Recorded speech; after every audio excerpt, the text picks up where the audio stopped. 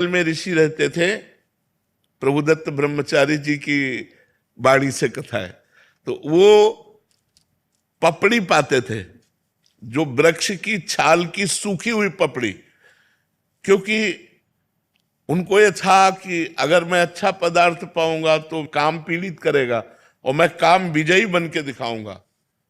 तो 12 वर्ष उन्होंने वृक्ष के सूखी छाल की पपड़ी पा करके और कठिन भजन किया। अब तो महातेजस्वी हो गए। एक दिन काम प्रकट हुआ और कहा, क्या तुम समझते हो कि तुमने काम पर विजय प्राप्त कर ली? तो उनका एक काम क्या, हजारों काम पर विजय प्राप्त कर चुका हूं। तो बोले, महाराज अब मैं अपने बाण संधान करता हूं और आप संभालो अपने को। तो उनका, जाओ नहीं तो मैं भस्म कर दूंगा।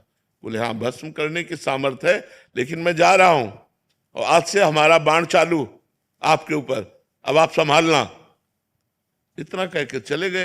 अब वो ऋषि ये समझ नहीं पाए कि काम कौन से बाणों का संधान करेगा।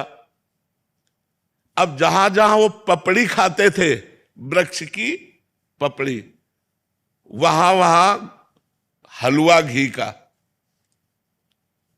ऋषि ने जब देखा कि वृक्षों के जितने वृक्ष उस जंगल में, सब में हलवा लगा हुआ, तो उनका ये मेरे तप से भयभीत होकर वृक्ष हमें लगता है कोई स्वादिष्ट पदार्थ देने लगे। अब वो खाने लगे। अब 10वें वृक्ष से जब पाया तो आधा किलो हलवा तो गया ना, तो अब हड्डी के ऊपर मांस बढ़ना शुरू हुआ। महीना हुआ। एक दिन छम छम छम छम पायल करती हुई और एक कटोरा लिए हुए, जे ही देखा ऋषि आ रहे तो ऐसे हलवा लगा के भाग। उनका, ए खड़ी हो जाओ, तुम कौन हो? क्या ये स्वादिष्ट पदार्थ तुम लगाती थी? तो उनका, हाँ महाराज। तो भाग क्यों रहे हो? मैं आपके तप से भयभीत हूं।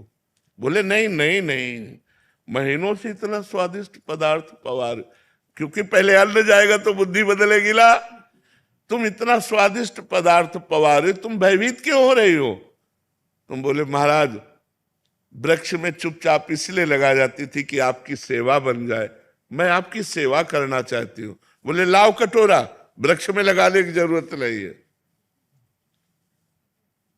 अब रोज कटोरा लेके तुम ले आ जाना, मैं इस कुटिया में रहता हूं। कटोरा लेके आने लगी। काम ने चैलेंज किया था, मैं अपना बाण संधान कर रहा हूं, तुम सावधान। फिर एक दिन पूछा,